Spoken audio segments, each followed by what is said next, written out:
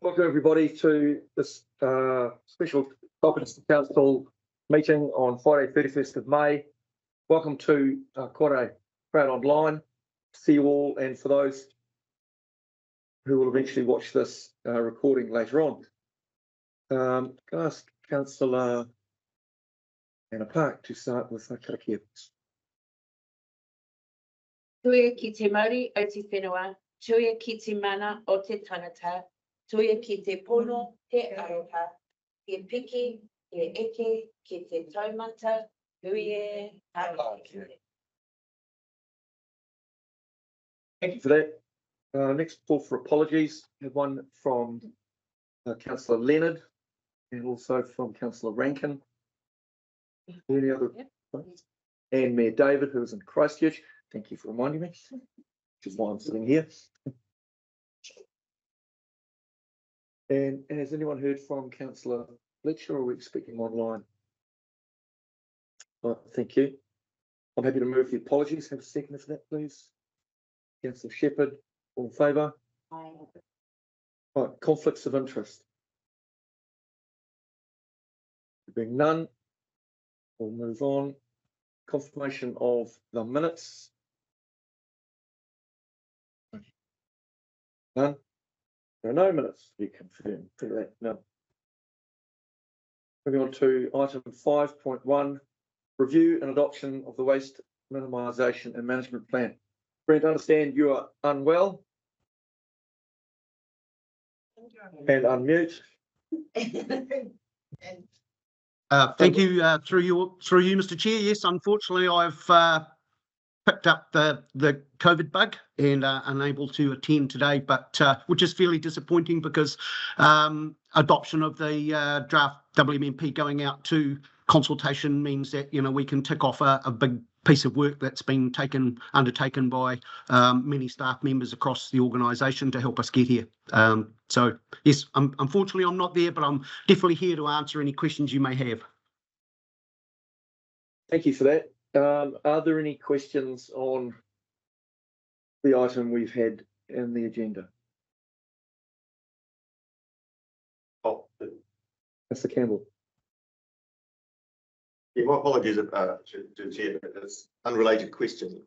But the carbon credits that council pays that's over $1 million a year or so, is it not? Is just a question of mine as to where that fits in the long-term plan. Actually, not unrelated, it's directly related. So, yeah, Brent, you able to respond to that? Yeah. So carbon credits we pay, yeah, it's over $1 million. In fact, you multiply the tonnage that we get into the landfill when it's around about 30,000 by a factor of 1.023. If I get my maths right, we've been buying. Initially, we started buying credits at $3 many years ago. They fluctuated up to $75. Now they're, I think the credit prices around about the $53 mark, but I don't have a crystal ball going forward. The idea that this WMP talks about reviewing landfill operations, it supports food diversion, it supports food rescue, means that a lot of these things that we're looking to achieve are directly linked to emission control and emission reduction for our district.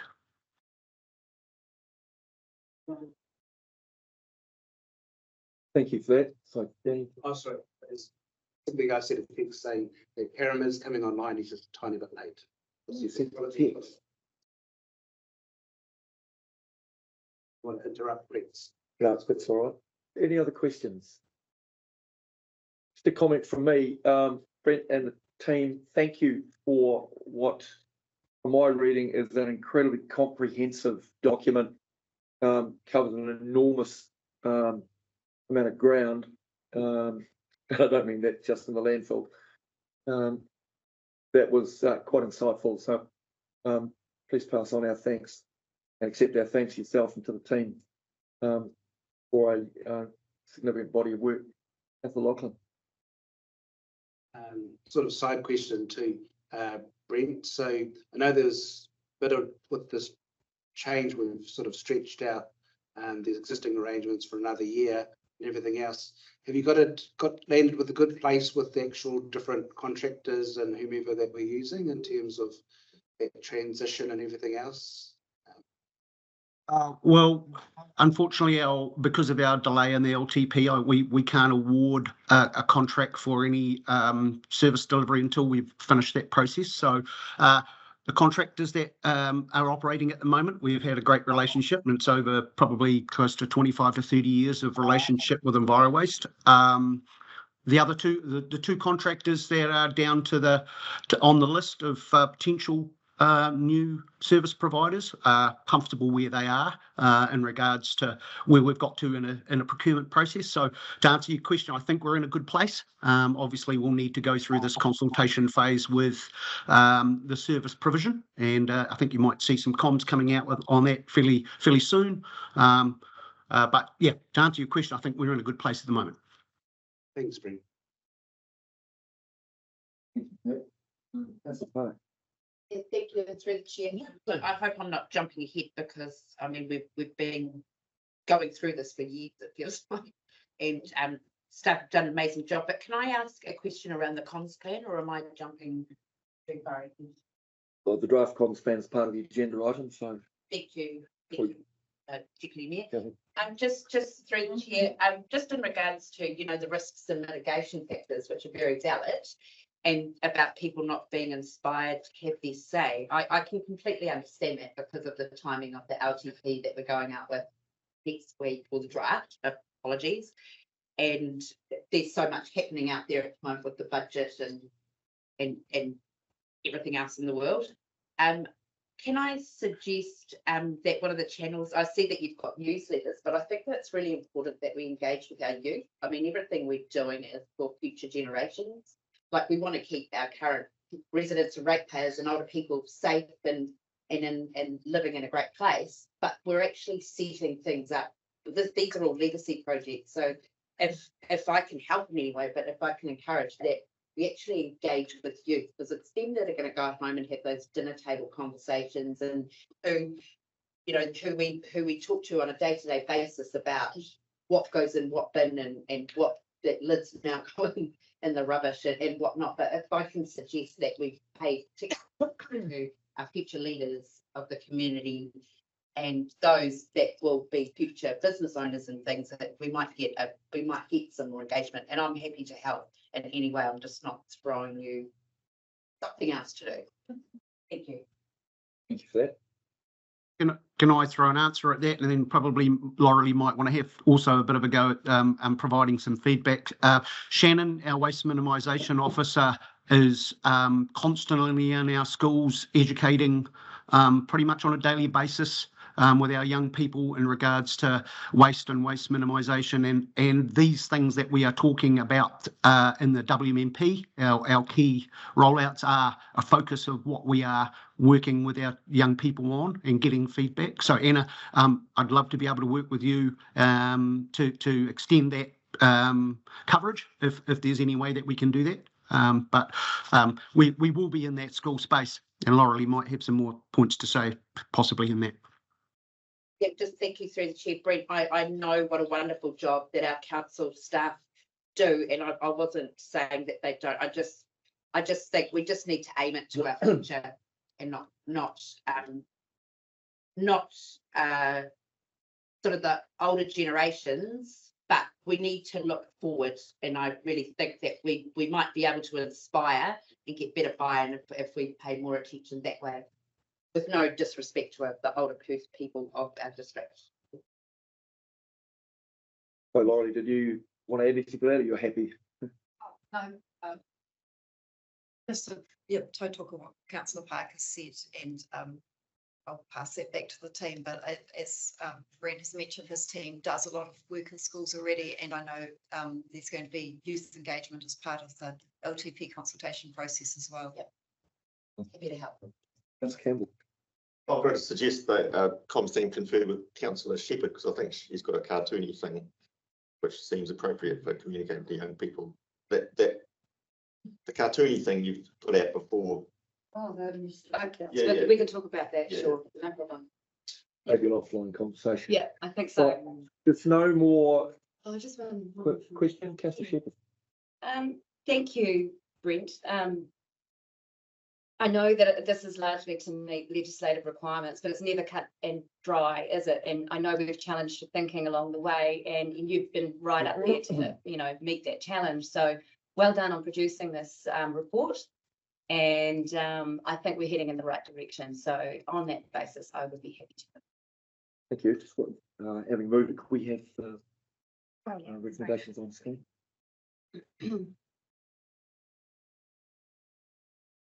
We'll just put the recommendations up on the screen.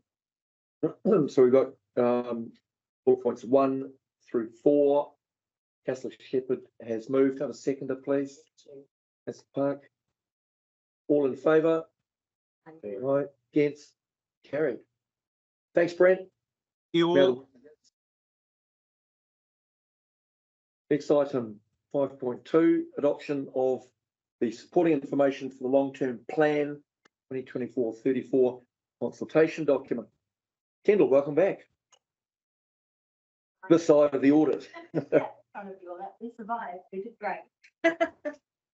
No, but I will just comment. We have just been through that 4 weeks of audit, and yeah, there were obviously some good robust conversations through that. But I really just want to thank everyone who helped out through that process. So it was a lot of quick turnarounds of getting information back to the auditors and vice versa. So I'd just like to acknowledge that process we've just been through and everyone's contribution to that. So yeah, we'll start off with the supporting information, and there's quite a bit of it, but you will notice that we didn't send out a lot of it to you for reading. And the reason for that is although we had lots of good discussions with audit, the changes that came out of that process, there weren't too many. So what we did is we provided a table of changes, and that highlights which documents and the suite of supporting information were changed. We've been quite specific about where those changes occurred, and we just thought it might be a nicer way to present the information than throwing maybe 800 pages worth of documents at you again to read. So happy to go through that if you want to, but otherwise I will take it as read. I suppose there's just two particular areas that I will draw your attention to, and one will be in the consultation document. There was 2 areas, and we knew about these, and we had heard that these topics had been discussed with other councils as well. So it's been a particular interest, I suppose, of the audit process, not just for Taupō, and that's around our capital delivery and also our performance management framework in terms of the customer satisfaction survey. We're at a point where we have included an extra paragraph in our CD around our capital delivery. However, we haven't in our performance measures included a customer satisfaction survey. That discussion is going to be ongoing with the audit and will be something that we pick up in the final audit in August. So I did just want to draw your attention to that and say if there is any particular questions, because we, again, as governance and staff, we can have that conversation over the next couple of months if that's something that we want to address going forward into that LTP audit in August. So yeah, like I said, the changes are outlined in that table. We did provide the infrastructure strategy because there were quite some contextual changes in there, and we thought while they're on the table, we did want to provide the whole document just so you had the full context around that. But otherwise, I suppose that's it from me in terms of where we're at the supporting information, and I'm happy to take any questions. And I've got staff here that can help out. Thank you for that. Any questions for the table? That's going to be a short meeting. Councillor Campbell. I did a question and a statement, I suppose. I'm more thinking about the infrastructure strategy.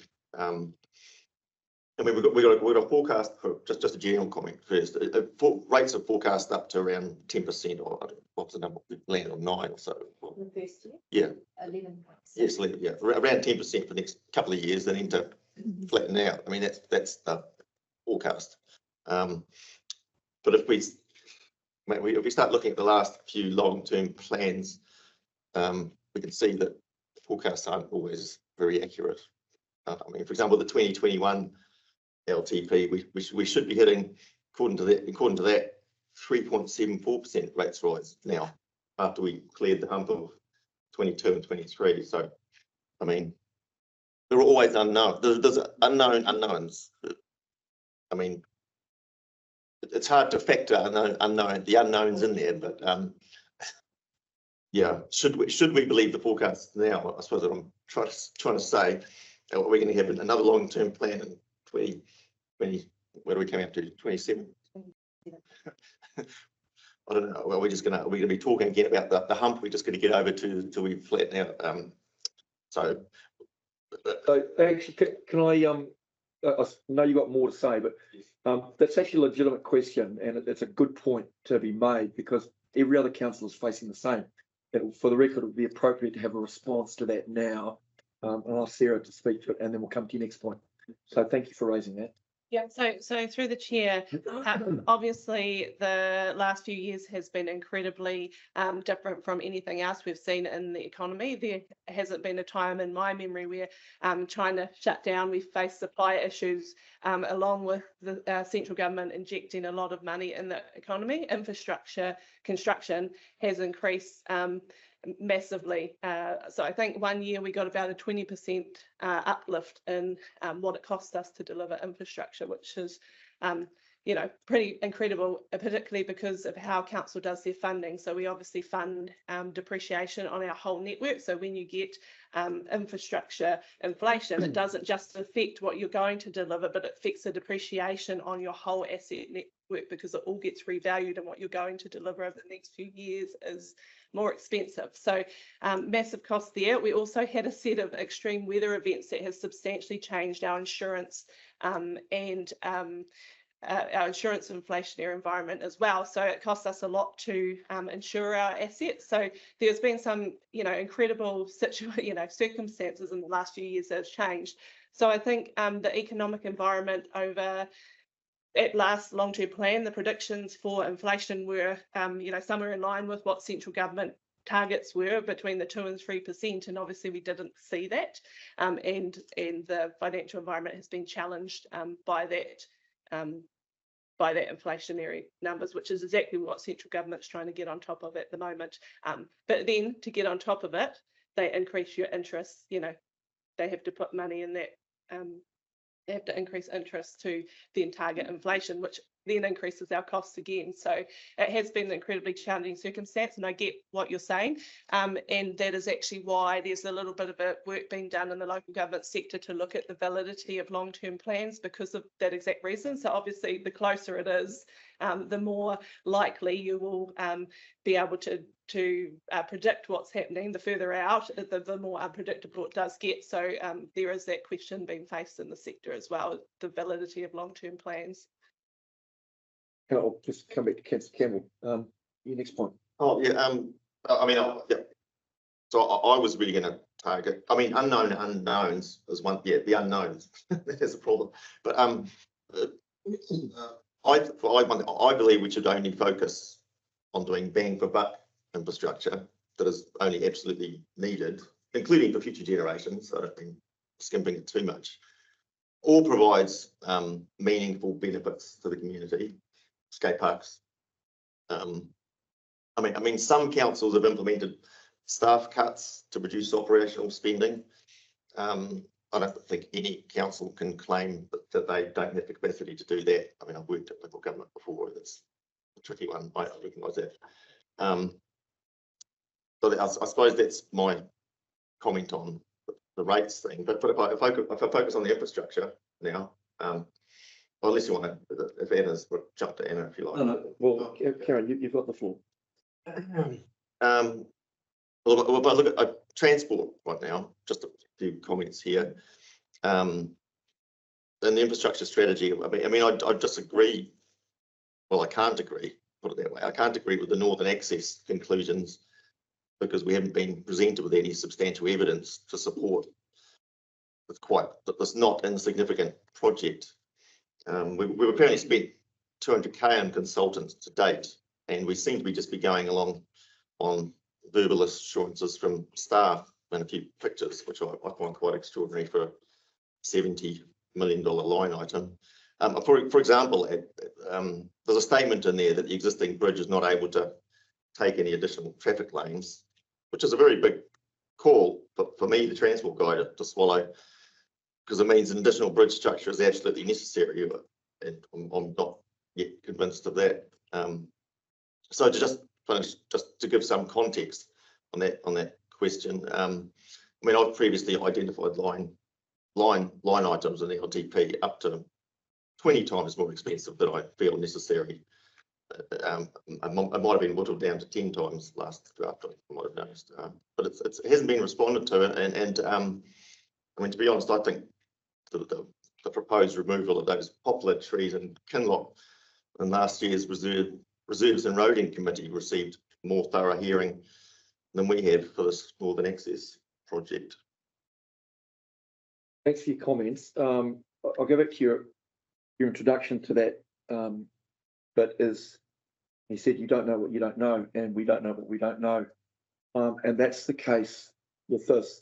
What I can tell you is that you will be getting a fairly comprehensive update, in fact, all of us will, very shortly, with all the detail that you seek. The fact that you haven't got it and don't know it does not mean it does not exist or that the work has not been done. And it's a question of timing. And I can assure you that the steering group working party have been working very hard, and the staff have been engaged at some detail working on that. That's one line item across the full LTP consultation document. The $70 million budget, as has previously been said in this chamber, it is unlikely this will be the last long-term plan cycle before any bricks and mortar get laid across the river. So we're a long way from anything actually happening. Not the least of which is we're still not sure what Mercury are going to do. So this is still in the planning. Councillor Park, did you have a comment? I was just going to say on the back of our acting CEO's comments around, an LTP, yes, while it's revised every 3 years under the central government legislation, we do in fact legally have to have a 30-year infrastructure strategy. So because of past councils not looking long-term enough, and I give Taupō District Council as an example to that with their infrastructure. So to have a placeholder of that amount of money in future years is only reassuring the community that we are listening to them and we are complying to our legislative requirements through the 30-year infrastructure strategy. And I certainly know that given that there is a placeholder and it is not within this triennium's decision-making abilities, that it is not for us to actually cut off our nose despite our face and wanting to see the prosperity and future development of this town happen. So whilst we've traversed Councillor Campbell's comments and questions a number of times, I look forward to the more in-depth workshop that the Deputy Mayor refers to in the next little while. Thank you. Any other? So just welcome Councillor Fletcher online. Well, through the chair, Well, this is not a debate. This is not about individual items. This is about the long-term plan. I thought that was a debate. Well, go on then. Reply. No, just to respond. I mean, I just reiterate. Yes, I mean we're going off verbal assurances. I haven't seen any report about it, but there are some certainly this Northern Access thing. There are certainly some pretty direct statements in there, which are not much room for misinterpretation. We need a new bridge. The existing bridge can't. I mean, it's not sort of leaving it much. It's not leaving it very open. put it that way, which I don't like putting my name to that without even reading about it. I accept we've got to put a number in the long-term plan. Yeah, no doubt about that. I just don't understand why we haven't been presented with something a bit more substantial than assurances. I can only repeat my comments from a few minutes ago, is that all that work is being done, has been done, and you will get a copy of that detailed work. I'm not sure how many times I can say it, but that's where we're sitting. Sarah. I was going to say, through the chair, we obviously ran a number of workshops, both closed with this matter because of the commercial sensitivities about mercury, which you were involved with. So we ran a number of workshops with this table, as well as open public workshops. We provided the high-level business case through Diligent, and obviously it's based on a number of assumptions, which Councillor Taylor has alluded to, and it would be a little bit unusual at this stage in the process to have detailed operational stuff when it's based on the assumptions of what will happen in the future. And as we get closer to the time, that's when the time for all of those reports and such to be tabled with this group. Not the least of which, adding to that, is we already have a private plan change that has been signed off. The development of a significant portion of which is entirely dependent upon both wastewater and transportation coming across the bridge. It would be remiss of us, and for everybody who owns land or seeks to develop and grow this town north of the river, not to at least investigate this. Councillor. That's a lot. Carol doesn't want to vote in support of that. It's a shepherd. I'm sorry. Sorry. Finishing. Yeah, in the world I live, there's a whole lot of people in our community who are saying, why haven't we done the bridge already? So I get that you don't understand the need for it.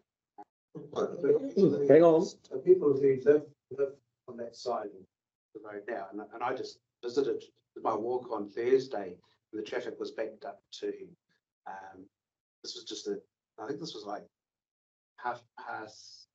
7:15, and it was backed up to Acacia Bay Road. So you can imagine by the time we actually get to the point where we start building and everything else, the traffic's going to be a lot worse. So I'm just saying, I went to the Stellar Awards, and I've got people asking me what's happening with this bridge. I said, well, it's in our long-term plan. You'll be able to read it shortly. Yeah, just off the back of that, the community has most certainly asked us to look at the feasibility of a second bridge, so it would be remiss of us not to include it in the LTP. In addition to that, there are a few project managers in the room, and the kind of detail that you're expecting costs a significant amount of money to gather.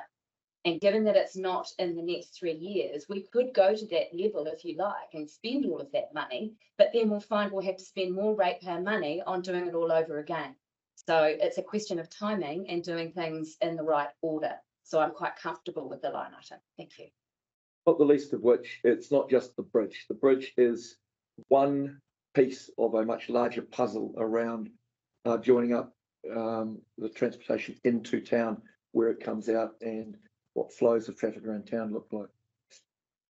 It's just on the back of Councillor Shepherd. Can I just get some reassurance that if an elected member, one of 12, was asked of such an expense to be spent on a assumption about a project which is out of this triennium's realm, that there would have to be a democratic decision on that? Because I'm not prepared for a lot of ratepayers' money to be spent on technical and detailed design when something is so far out ahead. I mean, we've got people who are struggling to pay sports fees, yet we've got something which is really, really amazing for our future in the mid sort of term to look towards, possibly, but yet we're just hammering it today when really it's out of our scope.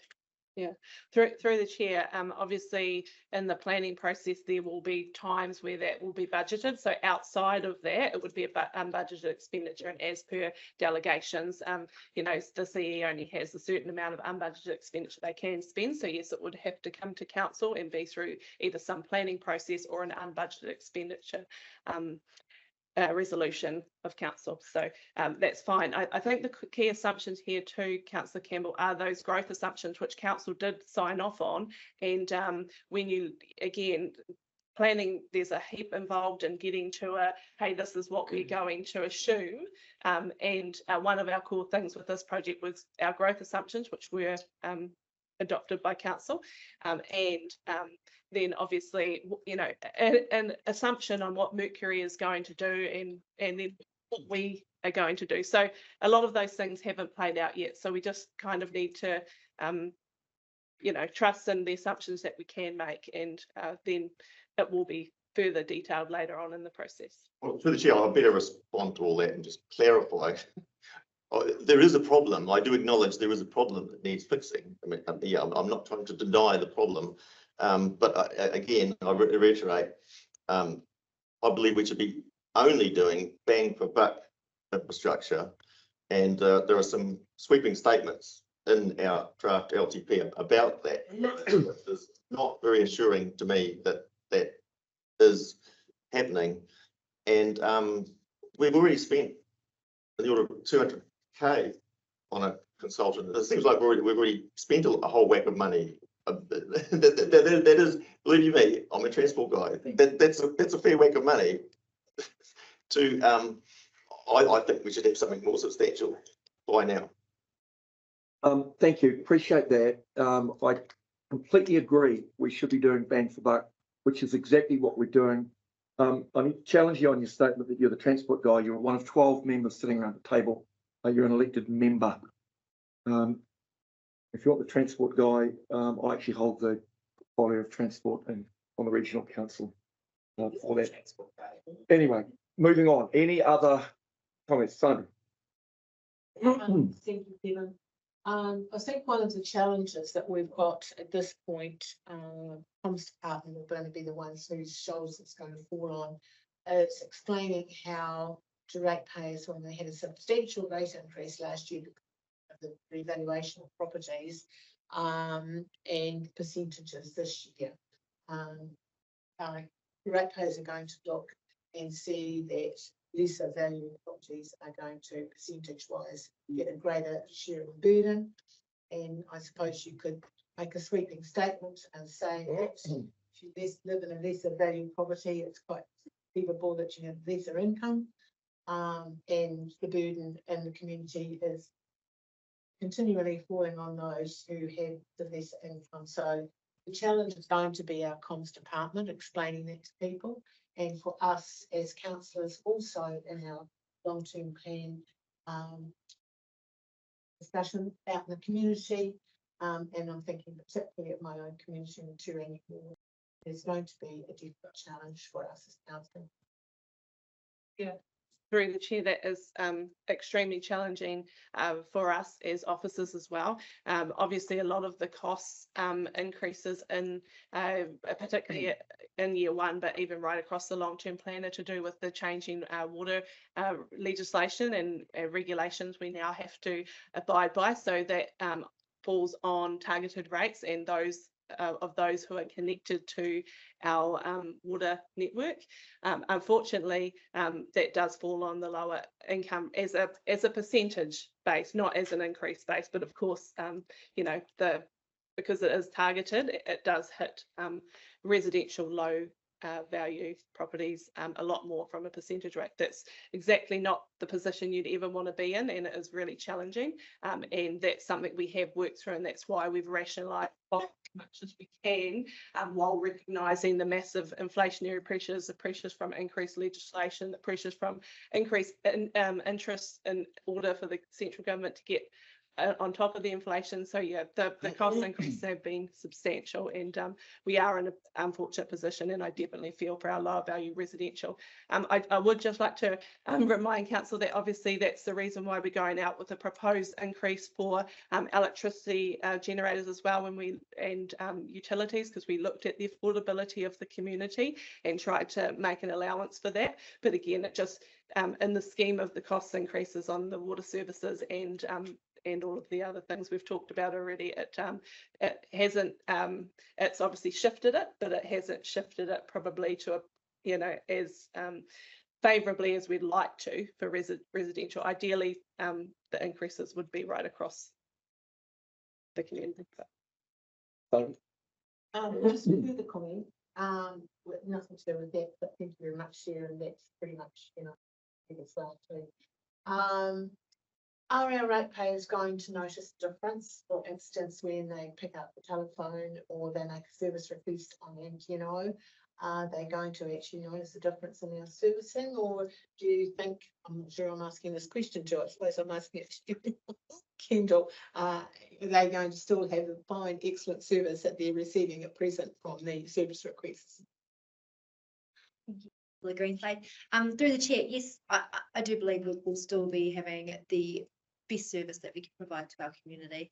Our service requests and the phone will still be working the way that they are, and staff will be still responding to those. We're not this proposed plan isn't looking to change our levels of service, but that obviously is something that the community can submit on through this LTP, whether they do want to see increased levels of service, or whether they think we should be cutting back in some particular areas. But no, I can guarantee you that our staff will still be doing what they do and well. Thank you. And to be fair, your question cuts to the nub of one of the consultation points that we're going out with.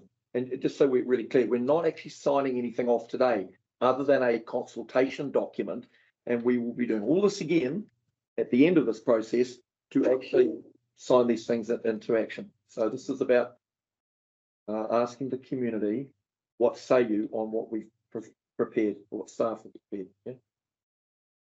Just through the chair, and we will get to the consultation document, but that is one of the first questions that we've asked the community is, have we got the balance right in this LTP? Should we be doing less of something, or is there something that you want more of? And hopefully through that question, we will get feedback. And as Councillor Taylor did say, that decision-making process comes later in August, when you will be looking at all those submissions and weighing up what people have asked and where we can change things, where you can change things. So I'll say to them, right, you get 5 service requests a year, and then after that, no more. Then the rates might go down. Mr. Campbell, do you have a... Yeah, we're asking that. It's a draft plan. We're asking the questions. I suppose I see it as we're putting it out, and if I don't agree with some of the things in there, well, now is obviously the time to speak up for myself anyway. So if we were touching on water and wastewater stuff, which is a big expense, that's a big part of the infrastructure build. If I just want to talk about that briefly. So I'm not a water guy, but I am still an engineer, and where I smell smoke in one place, I also suspect fires elsewhere. A lot of the infrastructure spending is on water and wastewater projects. Wait, can I just stop you there for a sec? I'd ask you not to couch your comments or your questions with an appeal to authority. Your expertise and your specific qualifications are not in question. Address the issue, not your qualifications, if you don't mind. Thank you. Your appeal to authority or appeal to expertise is noted, but let's get with the issue that you wish to address. No, I think you yourself, the Deputy Mayor, acknowledged in a recent article that we are way ahead of many other councils in this area of water and wastewater. Correct. Yeah. Good engineering. Now look, I don't want us to become a Wellington with its underinvestment in reticulation, or a Havelock North contaminated water episode. But I will repeat my advocacy for an independent review of our water and wastewater program to confirm that we really are getting bang for buck, and aren't just spending a whole lot of money with not much benefit to constituents. And such a review could, yeah, Political state. oh, not really. Well, it's a spending. Hang on, yes, through the chair, please. He's speaking, let him finish. Well, spending money is kind of a political thing. I mean, that's what we're here to decide. And such a review could include an assessment of possible penalties for non-compliance, because a lot of councils out there won't be compliant. I mean, a classic example, if I want to throw it in there, in one of the drafts, I assume it's still there, is additional fluoridation is still being budgeted for, and that's just one example. I'm sure there are others. Is that a necessary thing, or could we be building a skate park instead? You know, in terms of wastewater, I hold the Turangi land disposal scheme as an example of a project which really is looking like it could be dead in the water, and that is after years and years of staff and consultants' time and money. So I'll just finish here. So I just have to wonder myself about what infrastructure decisions have gone on in the past, and I'm inferring not a great deal of confidence that we're getting good bang for buck for our infrastructure program, and that's from small to large. Now, look, infrastructure is all debt financed at relatively cheap rates for the moment. So it doesn't affect rates, of course, as much as operational spending. I get that. But I would like to have greater confidence that we're not building stuff which is not really necessary. Like I said, we're doing more skate parks instead. We are going to spend the money. I'll ask Sarah to reply. Thank you. Yeah, through the chair, just briefly before I bring Tony in to kind of comment on, you know, I'm not a waters person, but I do know under the new central government local water done well legislation, so the first bill that was actually released last night, that we have to review and provide a water plan of our options and the cost for delivery under our status quo and an alternate option. So that work will all be done in the next year. And I'll pass over to Tony to comment on. Just before you do, Tony.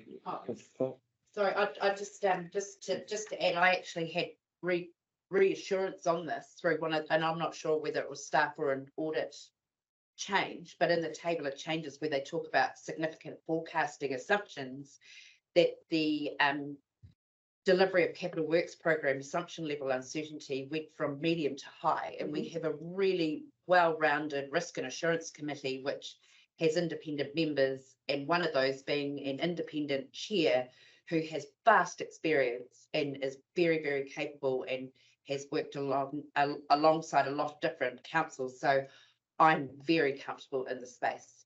Thank you. Tony, I'll go to you. Look, some of the topics raised there are topics that we've had many conversations around the chambers on, and I don't know that we necessarily need to revisit all those at the moment, other than we talked extensively about changes in legislation, changes in compliance, and obviously, so just mentioned local water's done well. We know that's going to bring a whole raft of requirements for councils, and that's going to be pretty significant. So there'll be more in the future around that. And in relation to fluoridation, we have had conversations in the chambers around that, my understanding, and there's been some recent findings on the legalities of that, which I won't go into now, but certainly we're continuing as directed. Well, just one comment from me. Look, I acknowledge your disquiet. That is accepted, or your concern over that. That is against the background of a well-established and very robust procurement process and tendering process, and as Councillor Park has said, independent review by the Audit and Risk Committee, which goes through every line item with a fine-tooth comb in some detail.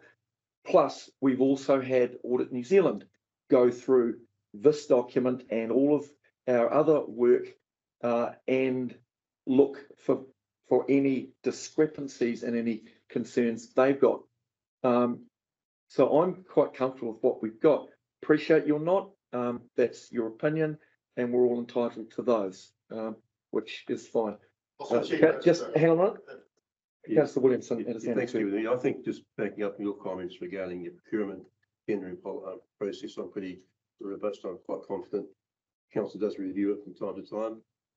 The other thing I could be wrong on about hindering the process of democracy, I think perhaps Councillor Campbell's commentaries, I think it probably, for me personally, inappropriate, because we're going out just to at this stage to adopt a consultation document to hear feedback from the community. Here we go through a submissions and deliberation process. And that is the time to actually take a claim as to some of those you're describing about some of what we're doing, Council. Councillor Shepherd. And I'm back to my previous point as well, to bring consultants in at this stage when so much is unknown. The cost of that to ratepayers is unnecessary at this point. There are so many changes to come. There's a lot we just don't know. We don't know what we don't know. So spending money on consultants now, when that might change, is a waste of ratepayers' money when we're just going to have to potentially do that again later. Once again, we need to do things in the right order. Yes, You were throw at the point on, I mean, your apparent assurance that there's lots of processes and reviews and stuff. I mean, tender processes, for example, the tenderer tenders for what the client says. That's us. That's not really much a review of what we're actually doing in the first place. And these audit committees, I mean, with respect, no offence, but they're generally accountants and correct me if I'm wrong, but I mean the chairman of the. So stand corrected. I'm not sure what your point is. Well, the point is, yes, you can get all the financials and the numbers there, right? But actually deciding, does this even need to be done? That could be if we're talking about a water, that could be a engineering and a political decision, one or other or both. But it's not an accountant decision, and it's not a decision for a contractor to contribute to. So, hang on, team. I'm not sure where you're going with that. Can I just come back to a comment you made before, which I completely agree. We don't want to be like Wellington or in the position they're in. And the reason we're not is because we have done what we've done in the free water space over a considerable period of time. And I'll come back to the comments that Councillor Williamson made. The time to challenge individual items that we might proceed with is when we decide what we're going to do post-consultation. This is not the right time to do what you are seeking to do. That is a discussion for later on. This is about a consultation document to ask the community what they want us to do or not do, or have their say about what we are proposing. Once we've heard from the community, then it's time to do what you are doing. It's a matter of getting things in the right order. Councillor Lachlan, you have a comment. I mean, it's helpful to try and put this to bed. I mean, Councillor Campbell's got an issue in terms of what may be happening or not happening in terms of this process. We do additional reviews, for want of a better word.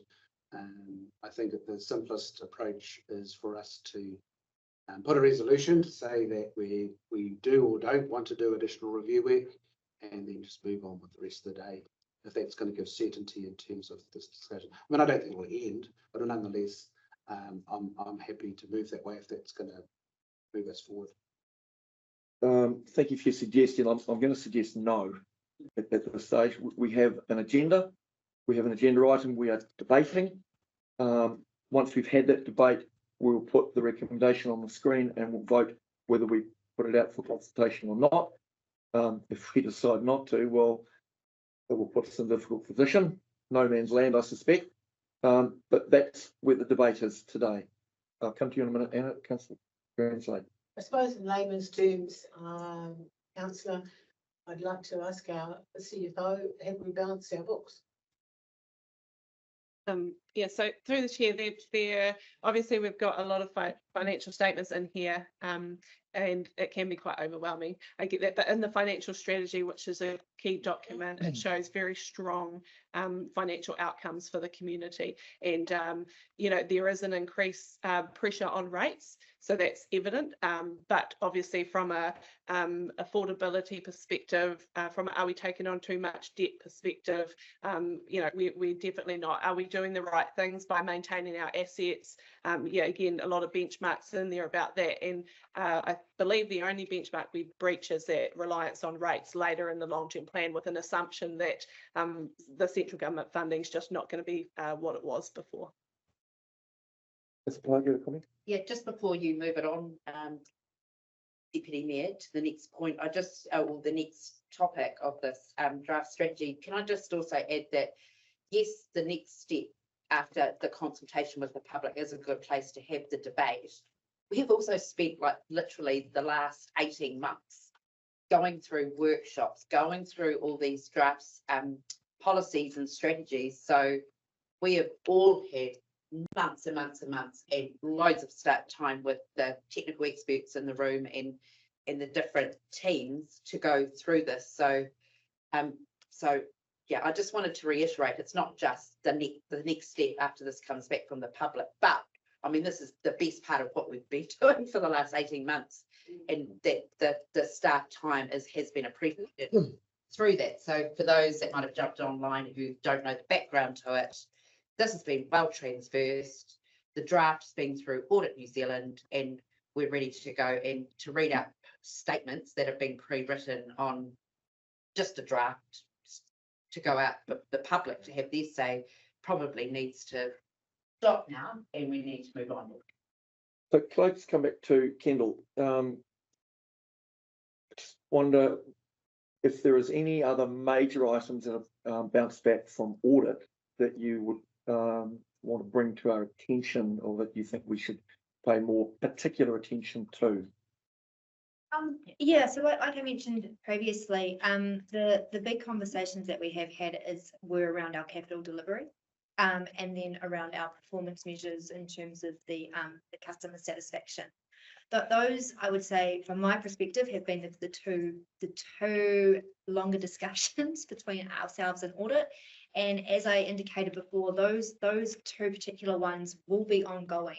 I think, as we've noted, that this is a document to go out to our community to have their say on. We're asking them, have we got it right? Do we need to do less? Do we need to do more? As one of our questions. And it's through that consultation process that we will get submissions, and then it's through that deliberations process where there could be changes made to our capital program or the way that we do things.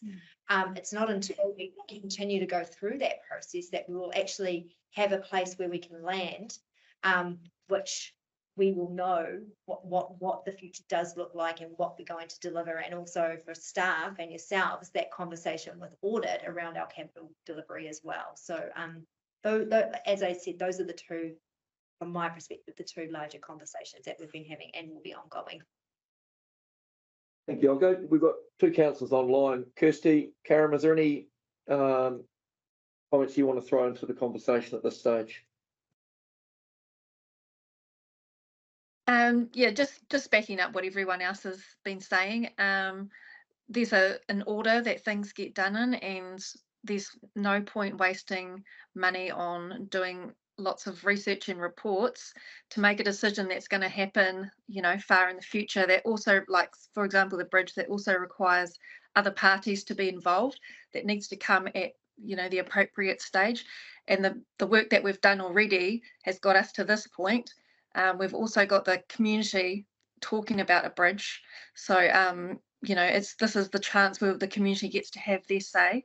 And if we hear loud and clear that it's not something that's wanted, well, we're going to hear that. And that's where you go in with an open mind and hear the feedback from the community and see what, and not about the bridge, about all of the things that are in the long-term plan. So I just want to thank the staff so much. It's been a huge journey that we've all undertaken, and just appreciate all the work that's gone into this huge plan, and looking forward to meeting all the community when we go out to do consultation. Kia ora. All right. Karen, have you got any comments you want to add to the conversation? Oh, this is obviously as a first term. This is the first term for me, so this is a whole new process for me. So all I'm doing is keeping my mouth shut, ears open, eyes open, and trying to observe as much as possible to be prepared for the coming weeks and months ahead. So just my thoughts and whakaaro go to the team who did a wonderful job in putting this together. It was a big read, but a worthy one, and looking forward to, much like Kirsty said, really looking forward to getting feedback from our community and also venturing into different parts of our community who I don't get much of an opportunity to venture into. So looking forward to that part of it. But yeah, very much observant, keeping my eyes open, ears open, and doing my best to keep afloat with everything that's going on across so many different spaces and places. So kia ora tātou. Thank you, Councillor Campbell. Yeah, just through the chair, yeah, I'm also a first term councillor. I just haven't learned to keep my mouth shut as well as others perhaps. But look, my take on this draft, anything you're putting out for consultation, I take it as our best shot, not just some approximation to get some feedback, and then that's my take on it. And I'm just don't think we ever had addressed wasteful spending as much as we can, so I'm not very happy. So that your comments are noted, but I can assure you that the staff have agonised over every line item for a significant period of time, and not the least of which the stress within the finance team has been phenomenal. 3 waters in, 3 waters out. Local waters done well. Now is just one of the major items we're dealing with. So your comments are noted. That's fine. Understand clearly that if you vote against this, your vote will be not to consult with the community about what we are doing. So just so you're already clear about that. Just where we go, Sandra and then Anna. Thanks, Kevin. Just following on from Councillor Fletcher going out there to listen to the community. I think it's actually unprecedented the number of opportunities for the Turangi people to talk with staff. We have seven different opportunities for them to catch up, and I want to actually specifically acknowledge staff on this, because these opportunities are actually on the weekend and out of staff hours. They are Saturdays, Sundays, and in the evenings. And for council staff to be doing their ordinary daytime job and then to be going out and doing that. I'm a councillor, I expect to do that. But when staff step up and do that, I think there's a special acknowledgement needed. And there are 7 opportunities. We're starting at Whareroa, we're going right across the community, up to RCP, they will be in town, and Omorika is out. So just a very public acknowledgement to those people who are doing this for the citizens of the district. Thanks, Councillor Greenside. Councillor Park, you have a comment? I just want to be noted by yourself, Deputy Mayor, in that when we started this process, we were looking at over a 27% average rate increase for every ratepayer across the district. And the executive and the teams that report to that executive have gone through absolutely everything to the point where we've had to push things out that the community really, really want. And so I just would like that noted that wasteful spending is something that this council, in my experience, has never done. And to actually go from over 27% when we first looked at this process to what we are looking at now is unbelievable. And that doesn't include changing any levels of service. So I congratulate the team on what we're looking at in our draft LTP document. Are you got a new point, or are you just going to respond to that? Oh no, I don't want to respond. It doesn't require a response. It's a statement. An additional point, I suppose. Go on then. I mean, I would like to acknowledge staff time and effort. It's a big deal. It is trying to get a big deal, get all the, I don't agree with all the numbers, but that's me. But to respond to councillor. The no response is needed. Thank you for your statement. I've got to say, look, there's no council in the world which doesn't do wasteful spending. I need to bring you back to the agenda items that we're debating. All right, have you got another comment on that? No. Right, let's put the recommendation on the screen. We have two. One is around the supporting information.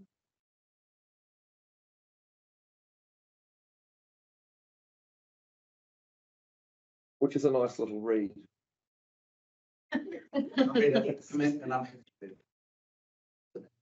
Or anybody who's got a spare week. Moved by councillor, no, the resolution is on screen, moved by councillor Lachlan, second councillor Park. All in favour? Aye. Against?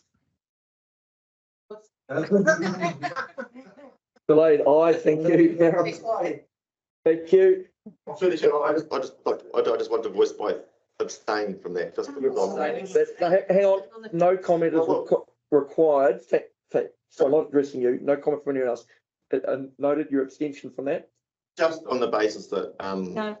You don't need to qualify. Just abstention is all you need. Next item is the second recommendation, or the adoption of the long-term plan itself, or consultation document. Sorry. So anything else you want to add to this? This is item 5.3. Kendall, back to you. Okay.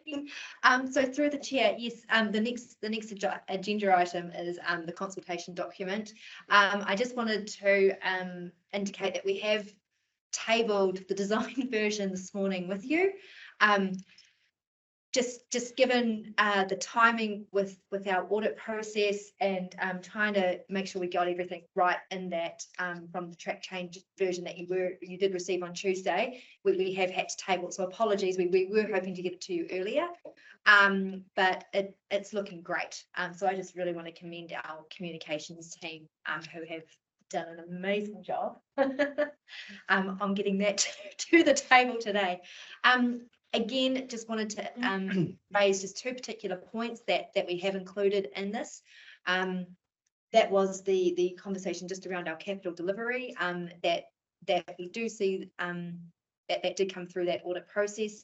And also on the final page, not the final page, sorry, but when we talk about changes to targeted rates, we did include a new change to the whareroa refuse targeted rate. That has increased from $90 to $208. We have got some messaging around that, and we'll be making sure that we are talking to those communities as soon as that comes up. So that was a late addition, but and given that it was late, I wanted to make a particular point of it at this meeting, and take any questions on that if need be.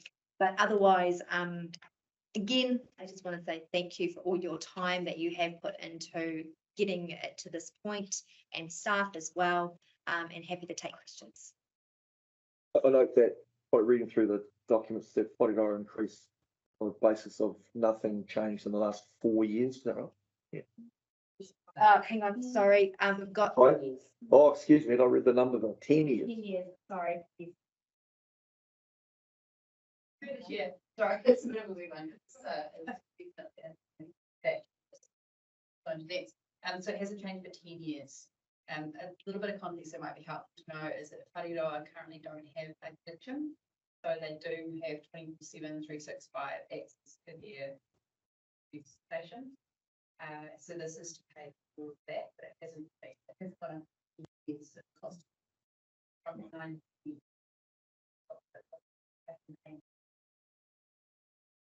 Thank you. Mr. Greenside. So 220 is what they will see on their rates bill as the refuse charge. 208. Sorry, 208. But that's what they'll see on their rates bill. Yeah. Okay, thanks. Through the chair, sorry, Councillor Greenside, because this is a last minute addition, we're actually going to touch base with They're not reading it. And the consultation document comes out because it will look like a little bit of junk. Thank you. Any other questions? Gonna let Kendall off this slightly.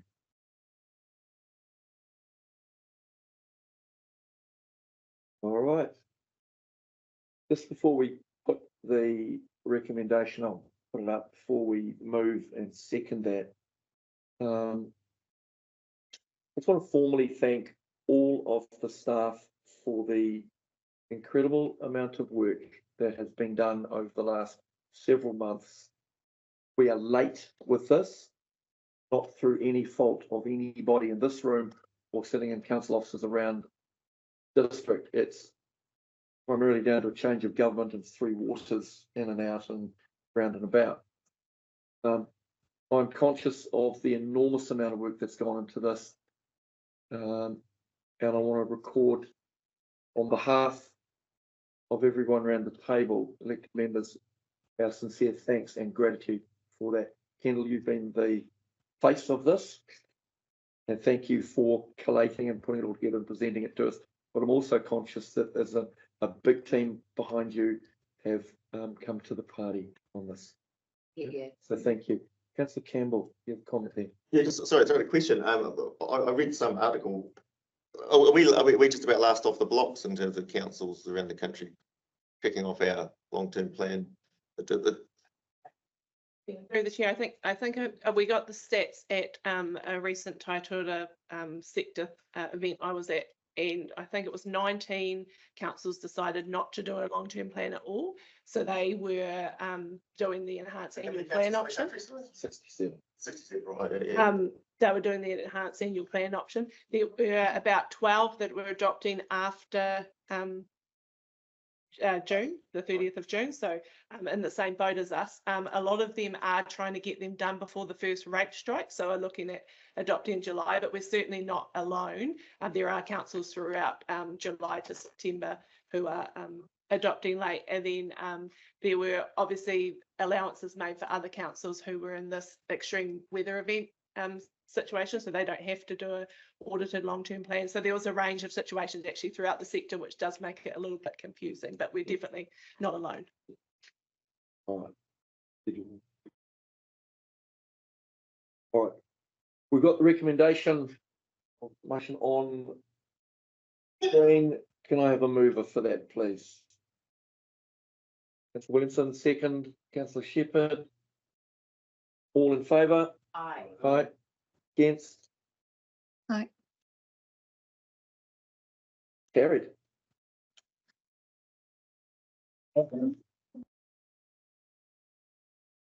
At the risk of raining on everyone's parade, now the work begins. Having spent an enormous amount of time to get to where we are, now the hard work really begins. That's all the business for today. Thank you everyone for being here. Thanks to the team who are in the chamber today. Appreciate your support and being here. We'll call the meeting to a close. Councillor Park, if you could close with you, please. Kia te rito o tēnei hui, kia wātia e runga, kia wātia e ngaro, aro ki te tika, aro ki te pai, hui e tāu. Thank you, everybody. Kia ora tātou.